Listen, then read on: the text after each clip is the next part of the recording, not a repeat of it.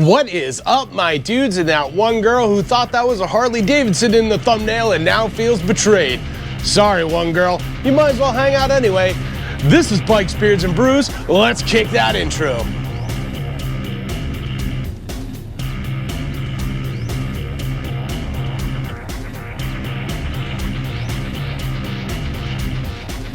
Hey guys, welcome back to the channel. Before we kick this one off, make sure you like, comment, subscribe, hit that bell notification. New videos are coming weekly. You ring that bell, you know when they drop. Let's get the other stuff out of the way. Want to save 10% on a Krew communicator or save some money on some Beyond Riders gear or Kemimoto gear? Then you should definitely check my referral links down below. Want to support me and all my do-gooderness like these cool guys here? Bam! These should become part of the Brew Crew and join the coffee page down below. Want to know why I'm asking you for money? Well, next to those 10,000 Amazon affiliate links that also go to a good cause is a link explaining what I do with your money. Get it? Got it? Cool. Let's move on. All right, guys, so today we're going to be talking about that Indian Scout release video that came out about a week ago, and was it any good at all? And I do want to dive into a few facts, so some of you Indian riders should probably tune out now because I know you guys hate facts. But yeah, we're going to dive into that. We're going to do some comparisons. We're going to talk about some prices and some trim levels and all that other fun stuff that comes with these new Scouts, and you decide if this was worth it or not. All right, so too long, didn't watch. I'm just going to tell you right up front, I feel like this release video was very weak. I don't feel like Indian, Polaris, whatever you want to call them, put in any effort to really kind of pull in the viewer or excite people for the new Indian Scouts. And I kind of mentioned this on the joke video I did before, but this video really just felt like a carbon copy of something that Harley would do, and Harley has done over and over again with their release videos. And this is not something that Indian has done in the past. Overall, Polaris, Indian has done a lot of stuff to try and separate themselves. They know that they get those comparisons to Harley Davidson, and they do make those attempts to put some daylight between the two manufacturers. The one I remember the most is when they released the Challenger. They did it in Carey Hart's garage. For those of you who don't know who Carey Hart is, you should definitely look him up. He is an amazing rider, and he is a very loyal Indian fan. Like, obviously he rides other bikes as well, but he has been a very loud mouthpiece for the brand overall and very much enjoys the bikes. So that was a great and a creative sort of release.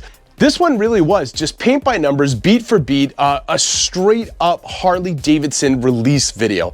And Polaris, like, you guys just dropped the ball on this. In Indian, you just straight up dropped the ball on this. You just completely like eliminated all that daylight between you and Harley Davidson. It was kind of sad. When I watched that thing, I kept waiting for a Harley Davidson to go rolling by. And can we stop for a second and just talk about model years when it comes to Indian motorcycles? Now, I've actually updated my previous video. When I released it, I said the 2024 Indian Scouts, and some of the Indian like fans came out and they're like, it's a 2025. Look, it is April. We are still in the first quarter of 2024. So when you put out a bike in the first quarter of 2024 and go, it's 2025, you're full of crap, man. It's a 2024. You didn't go into the future, grab the bike and pull it back this way. So I don't really care which like model year you're using. It's a 2024, and it's very dumb that like Indian does this. It's very annoying, and it's not the first time they've done this. And I don't get it. Just call it a 2024. It's okay. We know you're gonna put out pretty much the same bike in 2025. That's fine. We understand this. I've said it in many videos before, including other brands. I understand that you are not going to update and change the bike every single year. We all accept that. We all understand that. You don't have to pretend this bike is in the future somewhere and you brought it back doing 88 miles per hour in a DeLorean. We know that this is a 2024. Just stop it. This is dumb. Now, speaking about models, Each of these Scouts come in 3 different models. So there's a base model, a limited model, and a limited with tech model. I don't know how limited the limited model is, but whatever, they slap the badge on there, so it's limited. When you go and you get the base model, it comes with nothing. It is stripped down. So for those of you who don't like the tech packages, if you don't like anti-lock brakes, if you don't like cruise control, if you don't want like GPS and all that, the base model is for you. And when you're looking at the prices on their website, those are all the base models. One of the drawbacks I see to the base model that I find a little obnoxious is you can only get them in gloss black. That is the only paint option for the base model. Even Harley on their base models will offer you a few other colors. Obviously there's a charge to it, and Indian does the same thing. When you choose a different color, the price goes up. But with this, it's like, if you want the base model, you get black, that's it, deal with it. That's kind of dumb, especially being that all the sheet metal is the same. Stop it, Indian. Just offer people other colors. Speaking of other colors, I went through all the different models of the bike, the versions of the Scout, and we're just dealing with the same colors that Indian always offers. So again, they are just staying as boring as humanly possible. You've got a gloss black, you've got a white, you've got a smoke black, you've got that titanium color, the bronze, whatever it is. You got a version of the blue. That's really about it. And that's the same colors they have been using for years. It is just boring. Seriously, Polaris, stop into a paint store and maybe pick a few other colors. It shouldn't be this hard. Oh, they got a red too. There we go, red. Like, just go up, be adventurous again. You used to do that. You used to be adventurous. Be adventurous again. Give us some cooler colors. Make it interesting. Make some sort of defining color for each year. You're not doing this. It's just, what are you doing? You don't have to do bronze for like the last, what, 10 years? Come on. Now, going back to the different levels on the bikes, sorry, I went off on a tangent there, but if you go to the limited models, you get stuff like cruise control, you get ride modes, stuff like that. And any of that, you're looking at it at least an extra $1,000 tacked on, depending on which color you choose, because once you move into the limits, you now start to get to pick a few different colors. Keep that in mind, that those charges are going to go up. And then the next tier is the Limited Plus. So that is well over $1,000. You sometimes get a few other colors to choose from outside of the Limited. Not really, but you do get keyless ignition and you get the TFT 4-inch screen that will have like a GPS. You can link your music to it, stuff like that. So that is their tech package. Definitely go to their site, check them out. They do a nice breakdown on their website on the 3 different levels of bike that you can get: base, limited, and limited plus tech. So the Scout Sport is the most pointless bike in this entire lineup. So if you go out and you get the Scout Sport with the Limited Plus Tech, it is only a $2,000 difference, give or take a few dollars, between that and the 101. So if you are looking at bikes and you're like, there's this one, for an extra $2,000, I can get an extra, like, 10 horsepower. I can get a little more like shiny parts on there. I can get some special badges. There's really not enough that separates these two bikes, and they pretty much look the same as well. The 101, of course, has a better paint job. You get 2 different options on that, but there really is so little daylight between these two that honestly this package is just pointless. The Scout Sport is just a pointless bike. And that goes into the next point. What was the point of renaming the bikes? So the Scout Sport is actually the Scout Rogue. The Scout Classic is actually the Scout. Why?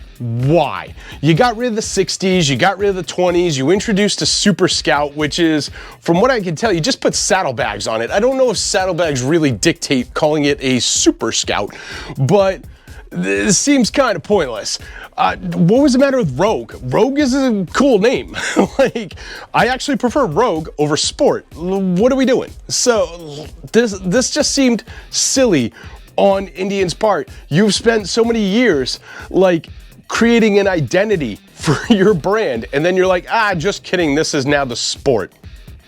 Like, this is now the Classic. It's a Scout. Just call it a Scout. It doesn't need to be a Scout Classic. Just, this is the Scout. This is the Scout Rogue. No more 20s and 60s. It's cool. Like, and there's a Super Scout because we put bags on it. Like, that's fine. Come on, guys. What are we doing? This is just confusing and dumb. So one of the things they said in this video that I found kind of hilarious, and I definitely chuckled a bit, was the Scout has helped Indian return to prominence and relevance over the last 10 years. And, you know, if you go look at their history, that's when Polaris bought them. So Polaris is just ignoring everything before this. And, you know, before some of you guys get all like raged up and stuff, it's with good reason. Let's be honest. Scout has been owned and produced different stuff 7 different times. And that's not even all of them. They've definitely changed hands outside of that, but the people who grabbed onto the trademark didn't produce something. So, I mean, the Indian name has been passed around over a dozen times. At one point in time, the Indian trademark and the Indian brand was being slapped on the side of mopeds being created in Taiwan using engines that were built from expired trademarked Honda engines. Like, what the hell? They've been rebranded Italian products. They've been owned by Germans. They have been all over the world. They have just been redone a few times. They were a go-kart at one point in time. It's just been absolutely ridiculous. The Indian brand has been dragged through the mud for decades and really only produced good bikes that were actually Indian bikes made in America before Polaris bought them back in, like, you know, when they first started all the way up to 1953. So 1901 to 1953. That's not really a good track record, being that it's been over 120 years. Nonetheless, in this video, they try and take the Indian Scout 101 and they say, oh, this is a direct lineage back to the Indian 101, the original. And, you know, you can still see like the definitions, the character, and all this other, like they use a bunch of buzzwords to say that this bike is directly connected to this bike. Let me break a few things down for you. This is the original Indian 101. This is the new Indian 101. These look nothing alike. These share nothing aside from the fact that they are both V-twin motorcycles. They share no DNA. You know what this one does share DNA with? The Victory Octane. That looks a whole lot more like this Indian 101 than this Indian 101. In fact, I can draw a very direct line from this Indian 101 to the Victory Octane. Now, I know some of you might be like, oh, the Octane is completely different than the Indian Scout. Not true. When the Octane first came out, it actually shared 35% of the same parts with the Indian Scout. So yes, you can swap parts between the Victory Octane and the Indian Scout, at least in those first generations. So yes, I can very clearly draw a line from this 101 to this Scout with no issues. When we're trying to get it to the old 101, it's gonna look like that old like cartoon, The Family Circus, where Billy's told to come home and he decides to take the long way. Now, another thing I just found completely confusing about this is they brought in Roland Sands to go take this for a ride. Now, I have nothing against Roland Sands, and I realize that Roland Sands makes aftermarket parts as well, and I'm pretty sure they do some for Indian and all this other fun stuff. The problem with this is Roland Sands has just spent the last few years running around talking about and hyping up the Buell Super Cruiser, where he was given the reins to help create this bike. And he talks about it very highly, and he says how great this is as a bike and how this thing is the spiritual successor to some of the older Harleys. Like, this guy makes no sense for you to be popping in an Indian video right now. Again, have a little distance between your competitors. You have other people that are name recognizable that you could be using. I mentioned it in my last video. You could get the guy who's playing the Punisher right now. You can get the guy who's playing Daryl Dixon right now. Hell, go get Pink and bring her in there because she has an Indian motorcycle. Carrie Hart had one built and customized for her. She rides. Like, you didn't need to go get a guy who's just been shilling for your competitor. Overall, Indian just completely missed the mark on this. They were way off course. And a lot of you might be saying, well, Indian is great, Indian's awesome.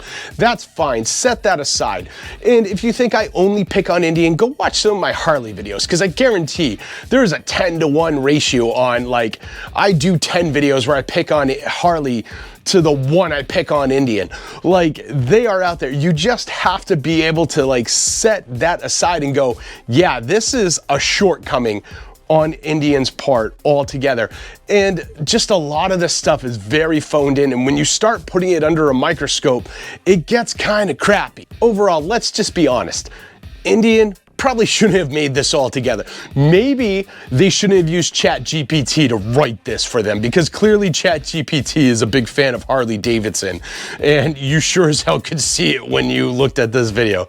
This, I don't know how this made it through a bunch of people, because I assume somebody wrote it, somebody created it, somebody recorded it, they showed it to other people, VPs, stuff like that. I don't know how they didn't look at it and go, are you sure this isn't a Harley video? Should we try again? I don't know.